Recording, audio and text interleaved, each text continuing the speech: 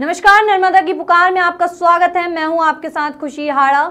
शुरुआत करते हैं खास खबरों की। पन्ना जिले के पवई विधानसभा अंतर्गत आने वाले आदिवासी बहुल्य पहाड़ी एवं प्राकृतिक क्षेत्र कल्दा में 3 दिवसीय वनवासी राम कथा का प्रारंभ हो गया है। सर्वप्रथम 108 कलश के साथ ग्राम में यात्रा निकाली गई।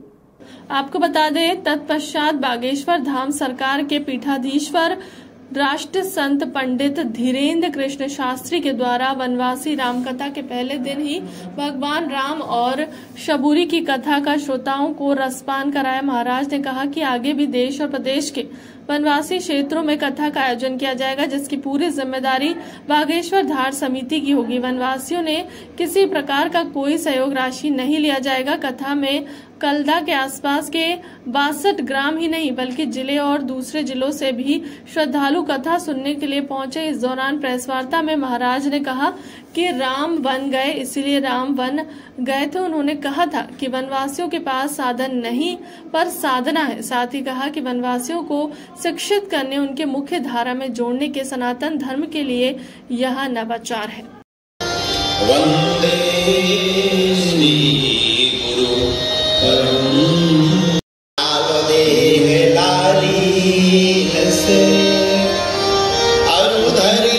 किया जा रहा है कैसे भगवान की जय श्री राम, जय बागेश्वर धाम की आप सबकी जय हो। आज से कल्ला क्षेत्र में भारत की अनूठी व्यासपीठ प्रारंभ हो रही है।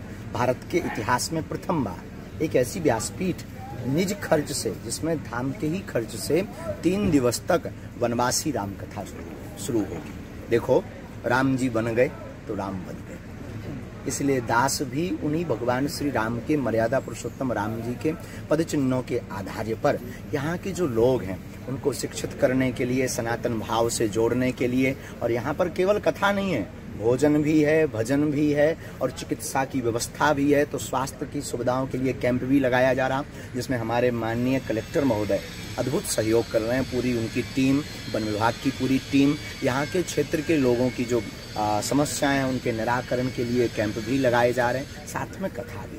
तो ये सनातन का कार्य, हमारा सनातन बहुमुखी है, बहुव्यापी है। इससे केवल कथा से सिर्फ सनातन का कार्य पूर्ण नहीं होना है, लोगों को बहुत प्रकार से लाभ भी प्राप्त है। सर, महाराज श्री जैसे वर्तमान में आधुनिकता की ओर जो धर्म जो है धीरे धीरे इसका लोप होता जा रहा है, इसमें किस तरीके से लोगों को अपन धर्म की ओर ले जा सकते हैं? ये नवाचार बहुत जरूरी है। भारत के प्रत्येक संतों से हमारा निवेदन है कि अपनी व्यासपीठ, आपका धर्म हवाई जहाज और फॉर्चूनर से नहीं बचना है। सनातन धर्म तभी बचेगा जब ऐसे पिछड़े हुए लोगों में आप आएंगे। यहाँ साधन जरूर नहीं है पर साधना है।